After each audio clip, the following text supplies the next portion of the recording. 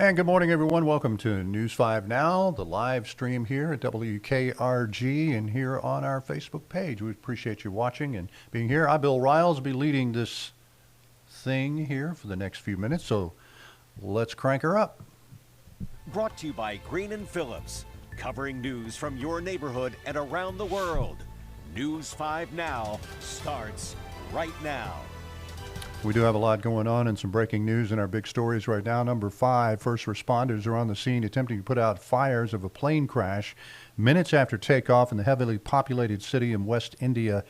Early this morning, the 242-person Air India flight was headed from India to the United Kingdom.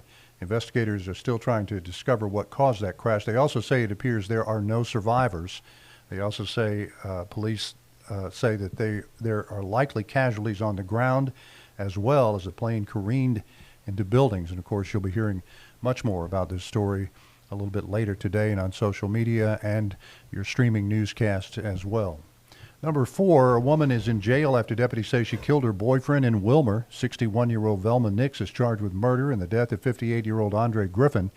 Deputies found Griffin shot in the head Tuesday night in a house the two shared on Mort Drive in Wilmer. Nix told investigators Griffin tried to choke her, which led to her shooting him before going to a neighbor's home to call 911. Number 3, the Saenger Theatre in Mobile has published an updated security policy after a man was shot and killed during a children's dance recital.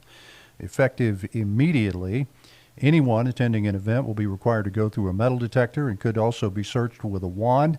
They're also enforcing a clear bag policy where visitors will be allowed one approved bag. Also, once you're inside the Saenger, you'll have to stay. There is a no re-entry policy once you leave. Number 2, Pensacola native, former South Alabama Jaguar Jeremy Reeves signed a one-year extension with the Washington Commanders on Wednesday.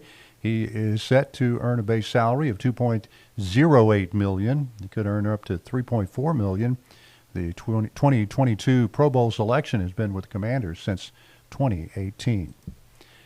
And number 1, Escambia County Public Safety in Florida has hired 10 new paramedics. The new hires will have 2 months of training.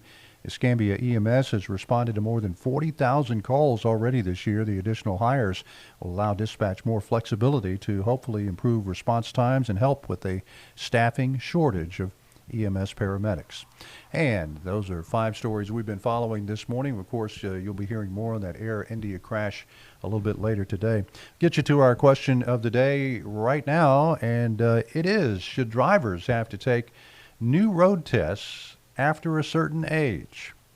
I don't know the answer to this. We'll check your comments, but I can tell you from driving around, driving home just yesterday, people not paying attention to just driving the vehicle, doing everything but paying attention. So anyway, maybe we did a refresher on just driving the car. Melvin, yes. Have you ever been behind Meemaw driving down Airport Boulevard? Her blinker's been on since 1925. I just added that, Melvin. I'm sorry.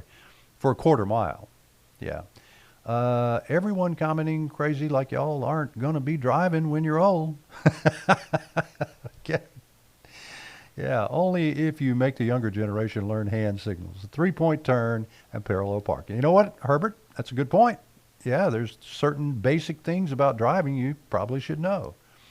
Well, we've got a lot of varying comments on this question. That was a pretty good question, but let's see what your comments are. Bring them on in and put them right here on our WKRG Facebook page. We'd love to hear what you have to say about new driving tests once you reach a certain age. It might be a little bit of ageism, but maybe there should be a reason you take a driver's test, like you've got too many tickets or something like that. I don't know.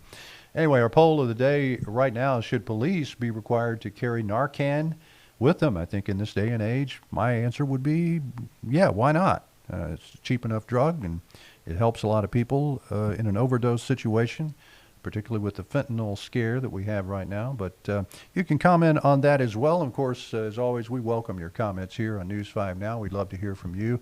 And it's easy to do, especially if you're already parked right here on our Facebook page. Just light it up with your comments on these questions or any stories that you see out there. And again, it's easy to do. You You know how to do it. You know better than I know how to do it. That's for sure. All right. That's all we've got for now. We're coming back with more News 5 at 9 this morning. Devin Walsh, and she'll be here from 9 and noon, and back here for News 5 Now at 12:30. We hope to see you then, and we'll see you bright and early tomorrow morning on a Friday for News 5 this morning. I'm Bill. See you later. Covering news from your neighborhood and around the world. You are watching News 5 Now, brought to you by Green & Phillips.